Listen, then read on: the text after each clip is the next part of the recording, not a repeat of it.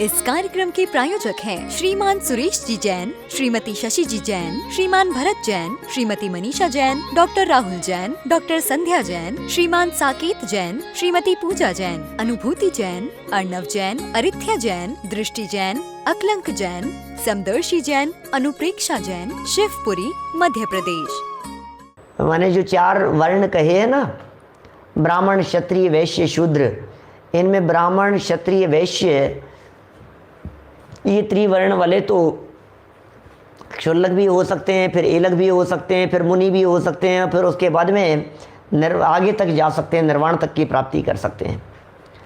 लेकिन जो क्षुद्र अवस्था में थे वे क्षुल्लक अवस्था से आगे नहीं बढ़ सकते हैं, और उसमें भी जो स्पर्श क्षुद्र होते हैं वे ही दीक्षा लेने के, क्षुल्लक दीक्षा लेने के अधिकारी हैं, दूसरे नहीं। आगे देखिए 686 नंबर पेज पर देखिए, अष्टपाहुड़ में कहा है एलक भोजन कैसे करें। एलक के संदर्भ में कह रहे हैं भोजन कैसे करें। सुतथ पय विणठो मिच्छा दिट्ठी हुसो मुणे यवो खेड़े विणका यवम पाणिपत्तम सचेलस।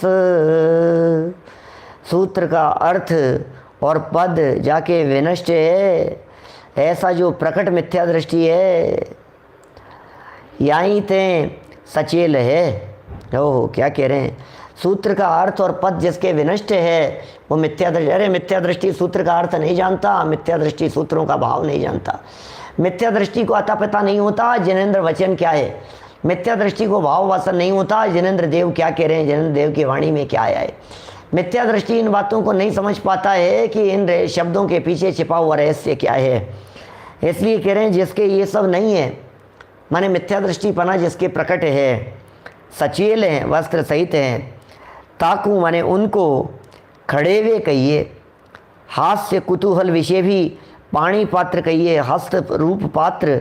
अरे आहार नहीं करना, अरे अरे क्या कह रहे हैं, बहुत बहुत मार्मिक बात कह दी है, समझदारी की बात है, समझदारी की बात है, शिक्षाप्रद बात है, ध्यान देने योग्य बात है, जीवन में अपनाने योग्य बात है। अरे मुनि हारिका का वेश कभी अंगीकार नहीं करना, ये नाटक नहीं है, ये नकल करने योग्य नहीं होते हैं, इनकी नकल नहीं की जाती है। हमारे यहाँ ब्रह्म गुलाल का एक बहुत महत्वपूर्ण प्रसंग आता है इतिहास में, जैन इतिहास में, पुराणों में एक ब्रह्म गुलाल का प्रसंग आता है। ब्रह्म गुलाल घटना घटी उसके साथ में ऐसी इस प्रकार की, बेरुपये का कार्य किया करते थे, मनोरंजन करते थे, और ऐसी कला में पारंगत थे कि चाहो जिस तरह का वेश बना करके आ जावे। एक बार राजकुमार के निवेदन पर उसके दुश्मनों ने, उसके शत्रुओं ने राजकुमार को के कहने पर राजा ने कह दिया कि तुम तो शेर का वेश बना करके आओ। राजकुमार ने पिता से कही कि मुझे असली का शेर देखना है, और उन्होंने बेरुपये से कही, ब्रह्म गुलाल से कई, शेर का रूप बना करके वे आ गए। जब वे शेर का रूप बना करके आ गए तो लोग हंसे थे, राज दरबार के अंदर बैठे थे, हो बहुत सुंदर रूप बना करके आए, बहुत सुंदर रूप बना करके आए, असली शेर जैसा लग रहा है। किसी ने हंसी ठिठोली करते हुए इतना कह दिया, ऐसे कोई शेर होते हैं क्या, लोग हंस रहे हैं, देख रहे हैं, मजाक कर रहे हैं, जिसको देख करके डर नहीं लगे वो शेर कैसा। इतना कहना था कि अरे ऐसा ऐसा कोई शेर होता है क्या, ऐसा कोई शेर वेर नहीं है, ये तो नाटक है, ऐसा कहना था। और उसने कहा कि नहीं, असली शेर जैसे दहाड़ा वो तो, और दहाड़ करके राजपुत्र की हत्या कर दी। हत्या कर दी माने खा गया वो तो, वो जिस वेश में था वो वेश बदल करके आया था, रूप बना करके आया था। षड्यंत्र रचा गया ब्रह्म गुलाल के खिलाफ। वेश तो बहुत सुंदर बनाया था, लेकिन राजा उस घटना से बहुत खेद खिन्न हुआ, दुखी हुआ। क्या करें, इसे सज़ा सुनाई जाए कि नहीं, कैसी सज़ा सुनाएं इसको, इसकी कोई गलती नहीं है, हमने ही कहा था ये वेश बनाने के लिए, इसकी क्या गलती है। घटना घटी, जो कुछ भी रहा हो, फिर बाद में मुनि वेश धारण करने के लिए कहा कि अब राजा को संबोधन करने के लिए आओ, तुम मुनि बन करके, दिगंबर मुनि बन करके राजा को संबोधन करने के लिए आओ, सच्चा संबोधन करो तुम, वो वेश बना करके आओ। उन्होंने कहा महाराज वेश तो बना करके आऊँगा, 6 महीने लगेंगे। क्या बात करते हो कि हाँ ये दिगंबर वेश ऐसा ही नहीं है, मुझे दिगंबर मुनिराजों को देखना पड़ेगा, उनकी चर्या को देखना पड़ेगा, उनके जीवन को देखना पड़ेगा, उनके लाइफ स्टाइल को देखना पड़ेगा, खाते पीते क्या हैं, बोलते क्या हैं, चिंतन क्या करते हैं, सोच क्या करते हैं, तब जा कर के मैं वो वेश अंगीकार कर पाऊँगा। मैं 6 महीने का समय लगेगा। बोले कोई बात नहीं, 6 महीने लगेंगे जो लगेंगे, लेकिन तुम्हें ये काम करना है। 6 महीने भी निकल गए। राजा शोक संतप्त, शोक मग्न था। राजकुमार चला गया था। क्या हो सकता था? मुनि का वेश बना करके ब्रह्म गुलाल आए और सबने बहुत प्रशंसा की और उपदेश दिया। राजा जो शोक संतप्त था उसका शोक दूर हुआ। फिर क्या था? राजा ने कहा बहुत अच्छी एक्टिंग की, बहुत अच्छा, मैं संतुष्ट हो गया, चलो तुम अपने असली रूप में। बोले महाराज ये वो वेश है जो नाटक के लिए नहीं लिया जाता है। 6 महीने तो मैंने प्रैक्टिस के लिए लिए थे, अब एक बार ये वेश अंगीकार कर लिया है, अब जीवन में ये वेश कभी दोबारा छूटेगा नहीं, अब कभी नहीं छूटेगा ये वेश। धर लिया दिगंबर वेश। क्या बड़ा गजब गजब की भक्तियाँ, स्तुतियाँ वैराग्य के प्रसंग में चलती हैं। तो खैर चलिए, हास्य के लिए, कौतूहल के लिए पानी पात्र में, हस्त्र रूप पात्र के अंदर भी आहार ग्रहण नहीं करना, नकल नहीं करना मुनिराजों की। ऐसे ऐसे हाथ में अंजुली बांध करके, जैसे मुनिराज जिस तरह से अंजुली बांधते हैं ना, इस तरह से एक अंगुली को इस अंगुली के अंदर इस तरह से फंसाते हैं। अब ये 3 हो गई और इन 3 के ऊपर ये 3 रख गई, तो वो जो नीचे जो ये छेद थे अब उनमें से कुछ गिरेगा नहीं। अब ये अंजुली बंध गई इस तरह से, दोनों अंगूठे खुले हो गए और अंगूठे खुले हैं और दोनों उंगलियां हैं अपने ये साथ में। तो इससे वे भोजन ग्रहण करते हैं। मुनिराज पानी पात्री कहलाते हैं। और यहाँ ये कह रहे हैं कि पानी पात्री ऐसे नकल मत करना मुनिराजों जैसे। और पीछे तो कहा था हाथ में भोजन करो, हाथ में भी कर सकते हैं, पात्र में भी कर सकते हैं, पात्र रखे तो ठीक है, नहीं रखे तो ठीक है। और आप कह रहे हो यहाँ मुनिराजों के आहार जैसे नकल नहीं करें, तो ऐसा कैसे बनेगा? इस तरह का कैसे बनेगा बताओ? तो सुनो, प्रश्न उठाया है ऐसा, जैसा आपको लगा वैसे ही इनको भी लगा महाराज साहब को। यहाँ पर ऐसा कह दिया कि हाथ से भी पानी पात्र आहार नहीं करें मुनिराजों जैसा, और ऊपर श्लोक में पानी पात्र बतला दिया। सो कैसे? उत्तर, यहाँ पानी पात्र का जो निषेध किया है सो मुनि तुल्य मुनिराजों जैसा अंजलि बांधकर करने का किया है। बाकी हाथ पर रखकर जीमने का निषेध नहीं। हाथ पर रखो और जीमो आप, उसका कोई निषेध नहीं है, लेकिन मुनिराजों जैसा आप जीम रहे हो उसका निषेध है। मुनिराजों की नकल नहीं कर सकते आप, मुनि थोड़ी ना हो गए हो आप, उसका निषेध है। हाथ पर रख करके जीमने का निषेध नहीं है।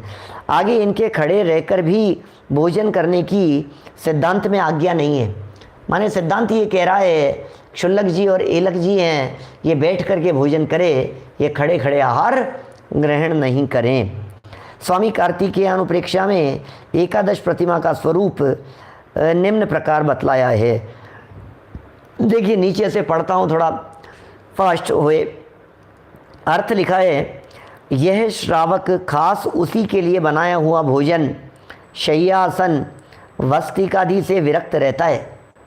अब 11वीं प्रतिमाधारी श्रावक है, अत्यंत विरक्त रहता है, वस्तिका से विरक्त रहता है, शय्या आसन से विरक्त रहता है, अपने लिए बनाए गए भोजन से विरक्त रहता है। ऐसा है, अन्न पान खाद्य स्वाद्य चारों प्रकार का भोजन भिक्षा रूप से करता है, भिक्षा रूप से ही करेगा चारों प्रकार का भोजन। मन वचन काये से भोजन बनाता नहीं है, मन से बनाता नहीं है, बनवाता नहीं है, बने हुए की अनुमोदना नहीं करता है। कितना कितना कह रहे हैं, कैसा होता है जीवन भाई साहब। न बनाता है, न बनवाता है, और न बने हुए की अनुमोदना करता है। जो श्रावक ने खास अपने लिए बनाया है उसी में से विभाग रूप जो वे भक्ति से दे। अब देखना, अपने लिए बनाया नहीं है, अपने लिए बनवाया नहीं है, अपने लिए आदेश देना नहीं है। जो श्रावक ने खुद के लिए बनाया था वे ही उसे भक्ति से दे, उसे लेता है। मुझे अन्न दो ऐसी आहार के लिए प्रार्थना नहीं करता, ऐसी प्रार्थना नहीं करता मुझे भोजन दो, मुझे भोजन दो, ऐसी प्रार्थना नहीं करता। न गृहस्थी के बंद दरवाजे को खोलता है, गृहस्थी के बंद दरवाजे को भी नहीं खोलता है। आहार दो ऐसे वचन भी नहीं कहता है। भोजन के लिए शब्द करके पुकारता है। इसके नीचे देखिए आप ज्ञानानंद श्रावकाचार्य का एक फुटनोट दिया है नीचे पढ़ता हूँ। ज्ञानानंद श्रावकाचार्य में कहा है कि जब एलक भोजन को जावे तब दातार के आंगन में जाकर अक्षय दान इस प्रकार का शब्द कहे, जिससे भोजन देने वाले सावधान हो जावें और घर से फिरने रूप वृत्ति का अपमान नहीं होवे। क्या माने घर से फिरने रूप वृत्ति का अपमान? क्या नहीं समझ में आया क्या? देखो मैं बतलाता हूँ। हमारे यहाँ कोई क्षुल्लक जी आए, कोई एलक जी आए और हमारे दरवाजे पर भोजन के लिए इंतज़ार करके वे चले जाएं, तो ये हमारे लिए कितनी बेइज्जती की बात होगी। बोलो, अपमान होता है ना अपने बहुत ज़्यादा, बोले हमारे माध्यम से अपमान हो गया, हमारे माध्यम से विराधना हो गई उनकी। तो ऐसा अपमान नहीं होवे, इसके लिए क्या करें कि बाहर से भले एक बारी सही लेकिन अक्षय दान ऐसा कहकर के उच्चारण किया, जिससे श्रावक सावधान हो गया। अब जैसी भी उसकी देने की परिस्थिति थी उस अनुसार उसने उन्हें आहार ग्रहण कराया। व्रती का अपमान नहीं होवे। चलिए आ जाइए वापस ऊपर, क्या कह रहे हैं? मध्य मांस मधुर हित, मध्य मांस मधुर हित नहीं है ये। अब देखो शब्द जुड़े हुए होते हैं तो कैसा अनर्थ हो जाता है। मधुरहित, मधु माने शहद, मधुरहित। अब इसको मधु रहित, इसको मधुर और हित ऐसा कर दो तो क्या हो जाएगा? मधुर हो जाएगा और हितकारी हो जाएगा। नहीं भाई, लेकिन क्या कहना चाह रहे हैं? मध्य मांस मधु से रहित, चर्म में रखा गया जल घी तेल आदि के बिना छुआ हुआ, रात्रि में न बनाया हुआ, चांडाल नीच आदमी बिल्ली कुत्ता आदि से नहीं स्पर्श किया हुआ मुनियों के योग्य भोजन को ग्रहण करता है। कौन? एलक जी मुनियों के योग्य भोजन को ग्रहण करता है। ये सारी विकृतियाँ यदि आ गई हों तो भोजन ग्रहण नहीं करता है। यह उत्कृष्ट श्रावक दो प्रकार का होता है। प्रथम एक वस्त्र एवं कोपीनधारी, द्वितीय केवल कोपीनधारी। ये उत्कृष्ट श्रावक माने 11वीं प्रतिमा वाले दो प्रकार के हो गए। एक तो दो वस्त्रधारी और एक वस्त्रधारी। क्षुल्लक जी दो वस्त्रधारी हैं और एलक जी एक वस्त्रधारी हैं। इस तरह का दोनों में भेद जानना चाहिए। और क्या कह रहे हैं? कोपीन मात्रधारी रात्रि को मौन सहित प्रतिमा योग धारे। क्या कह रहे हैं? यदि वो कोपीन सहित माने, कोपीन का मतलब होता है लंगोटी। कोपीन माने लंगोट की चर्चा है। एक ही वस्त्र है और लंगोटी की तरह उन्होंने नीचे पहन रखा है।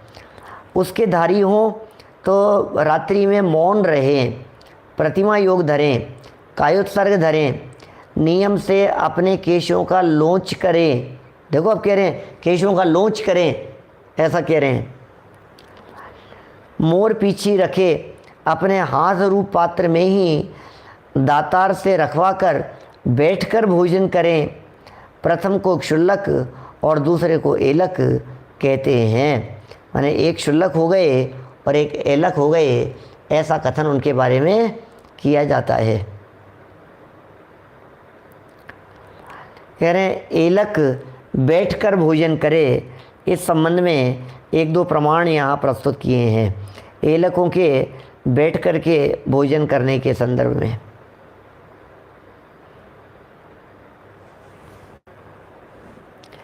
स्वपाणी पात्र एवाति संशोध्यान्येन योजितम् इच्छाकारं समाचारं मिथः सर्वे तु कुर्वते।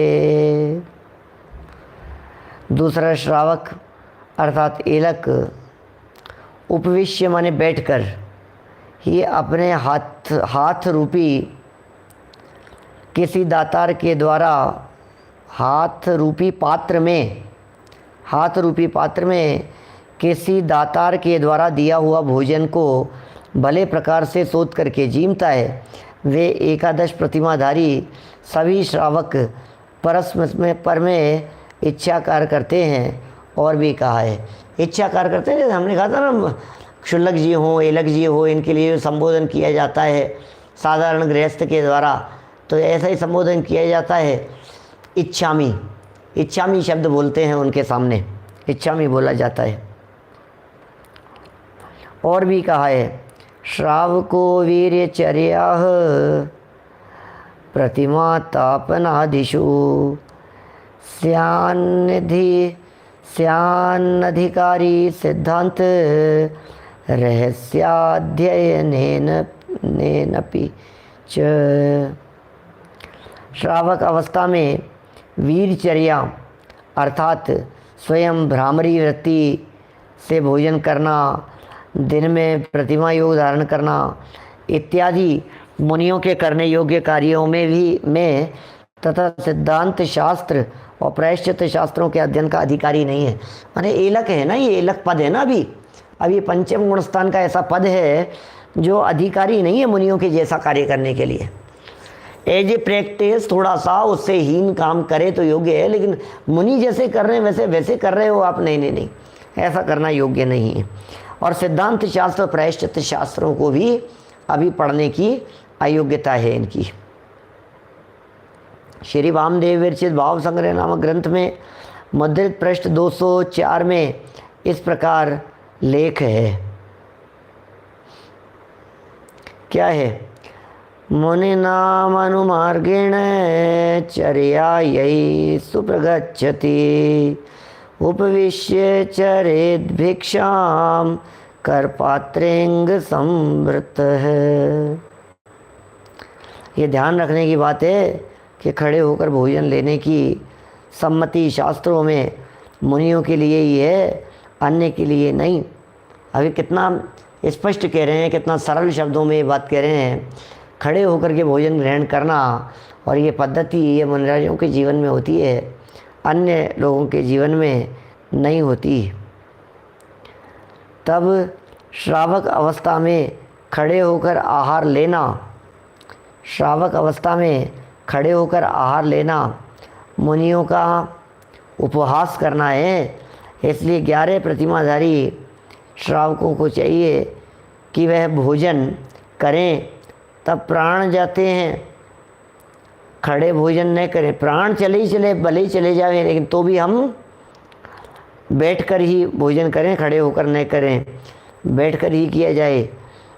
दातार के द्वारा हाथ में दिए गए भोजन को शांतिपूर्वक शोध कर जी में, माने दातार ने जो भोजन दिया है उसे वहीं बैठे और शांति से बैठ कर के शोध करके उसको जी में।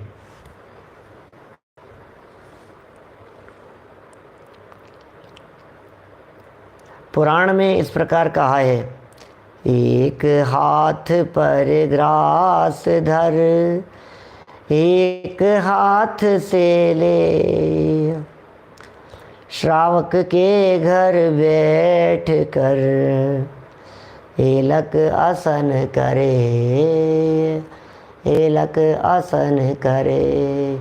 आसन क्या होता है? आसन आसन क्या चीज़ है? आसन कैसे कहते हैं? भोजन। आसन माने भोजन। कह रहे एक हाथ पर तो ग्रास धरे और एक हाथ से ग्रहण करे, और श्रावक के घर पर बैठ करके ऐसा जो भोजन करता है वो एलक कहलाते हैं।